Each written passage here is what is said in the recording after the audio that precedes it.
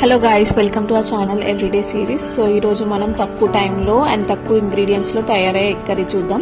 First ప్యాన్లో oil వేసుకొని onions వేసుకొని వేయించుకొని దాని తర్వాత మిక్సీ జార్లో కొత్తిమీర అండ్ పచ్చిమిర్చి పేస్ట్ వేసుకొని పక్కన దాని తర్వాత ఆనియన్స్లో ఉప్పు, కారం అండ్ పసుపు వేసిన తర్వాత మంచిగా కలుపుకొని కొద్దిసేపు మూత పెట్టి మగ్గించుకోవాలి.